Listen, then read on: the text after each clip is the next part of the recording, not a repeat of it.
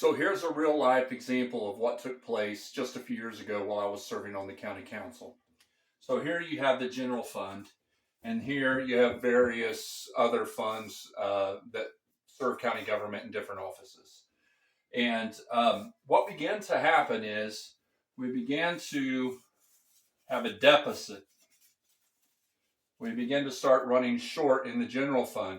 So what would happen is a little money would be taken from here and placed over here to help fill those gaps. And then hopefully down the road, you get a little more money to fill that. And so that's how it continued to operate. Well, what began to happen is we kept depleting general fund year after year and kept running into a deficit year after year. We didn't cut spending, we didn't budget properly. So these other funds then started to run out also. So then there's no, these funds are going to other areas and there's nothing extra. And so we had a gap. And so at that time is when they raised Lowit tax.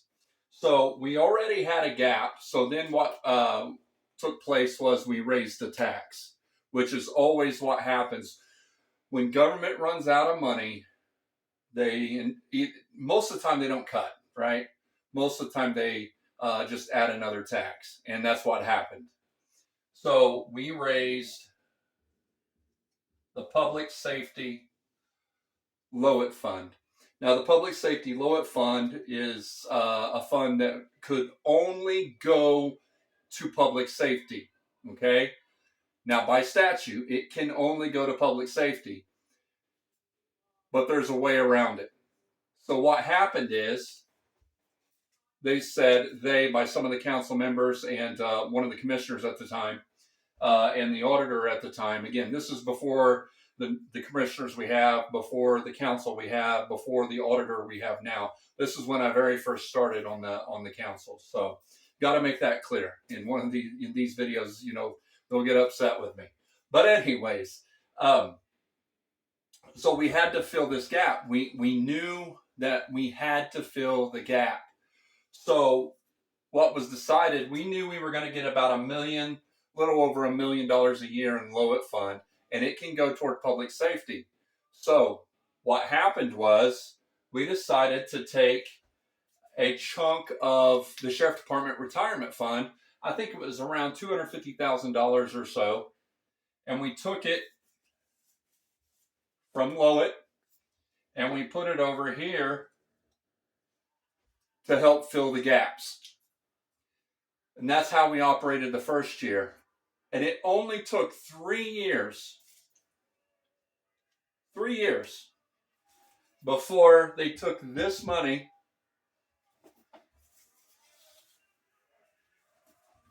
and the Sheriff's Department was functioning at a very low funding.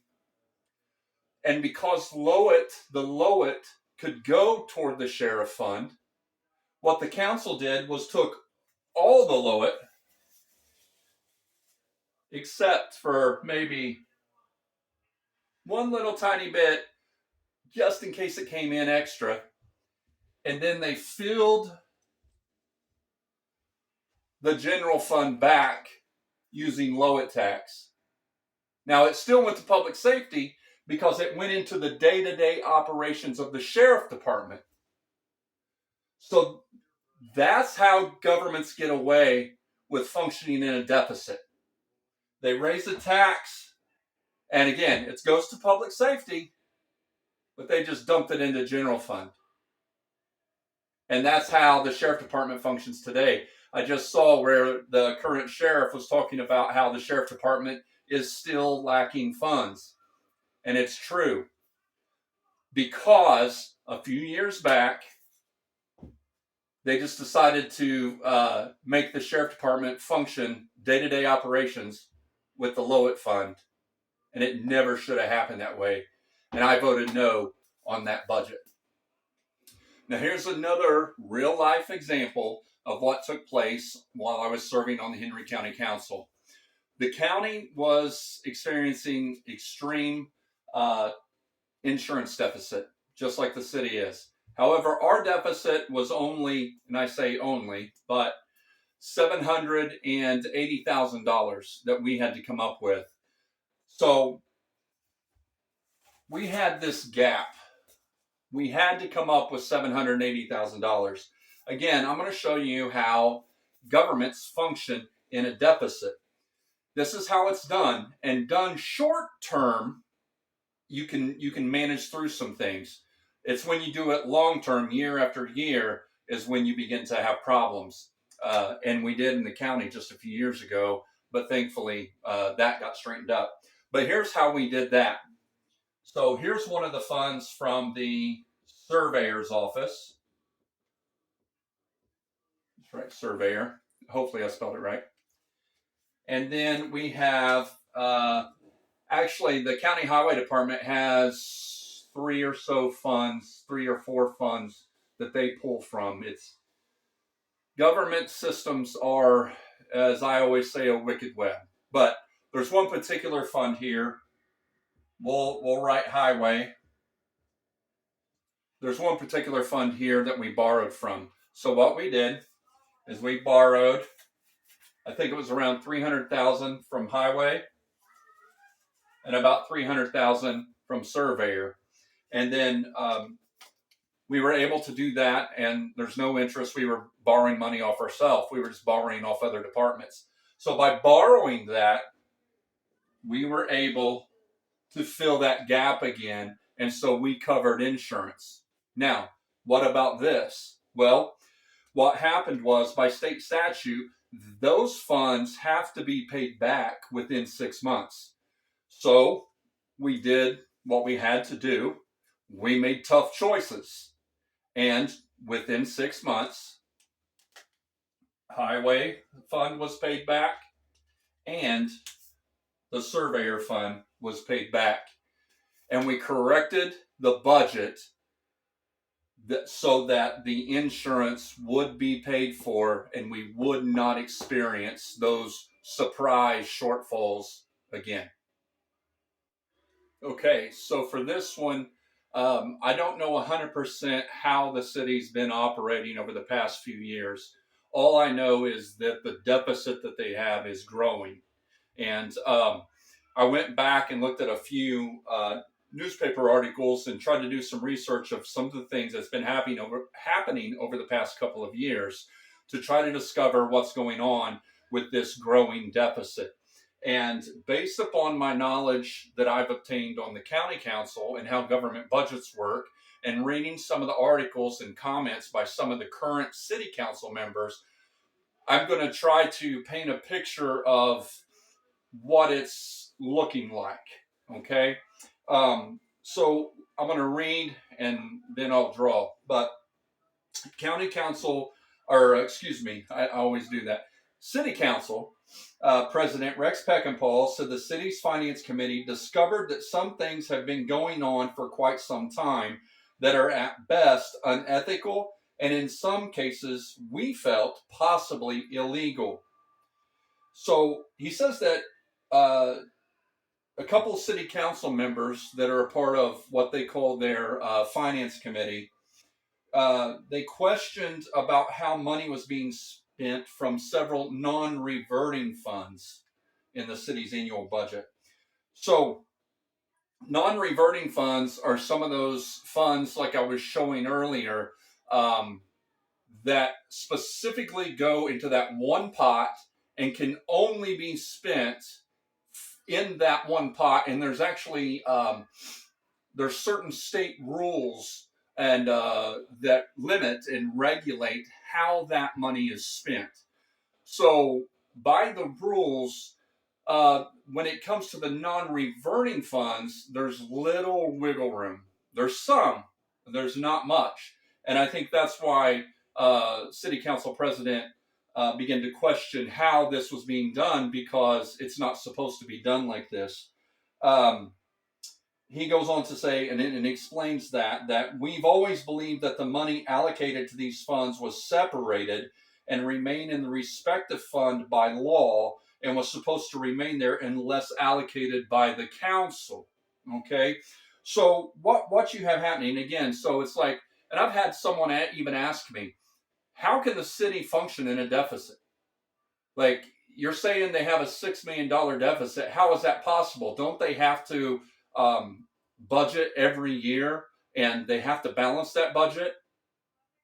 This is how government gets away with functioning in deficits. All right. So this article was from June of 2020. So over 2.5 years ago, the city and the health insurance fund was in the hole 4.9 million. So in just 2.5 years' time, it's grown from 4.9 to 6 million, and even one of the council members stating that it could grow to 7 to 8 million. So again, I know I'm beating this drum, but something has to be done. It doesn't matter who's sitting in that seat. It needs to be dealt with. There needs to be solutions brought to the table. So here's what happened. Let me get down to. So it goes on the article, and I've posted it. I'll probably actually, by the time you see this, I'll probably have already read some of the comments. But there's council members that said the wool was pulled over our eyes. We didn't see it coming. We've been blindsided.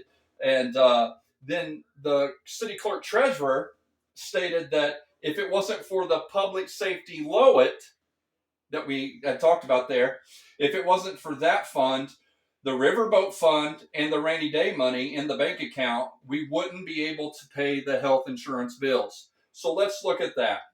Okay. So we got the public safety Lowit. I'll just call it Lowit. It's actually now called LIT, L-I-T, but Lowit. So, and then there's a rainy day fund. We'll put RD. That's your emergency fund in case of emergencies, obviously.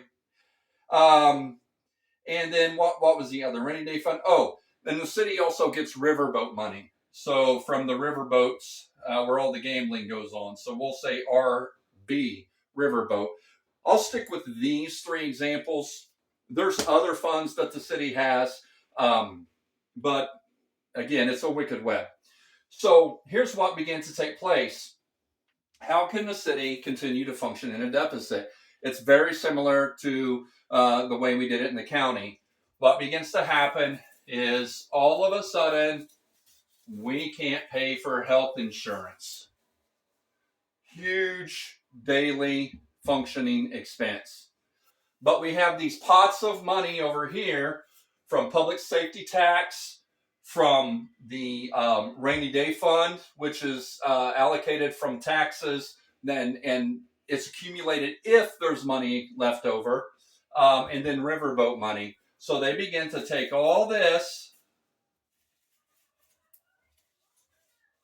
just like the example I gave before, and now we can cover health insurance, hoping that on the back end, this tax bowl fills up, this tax bowl fills up, and this tax bowl fills up. Hoping. And here's why I say hoping. On the county council, when I started on the county council, we had roughly, I think it was $700,000 in rainy day fund. But because we kept operating in a deficit year after year after year, after 9 years of service, that rainy day fund was down to about $230,000.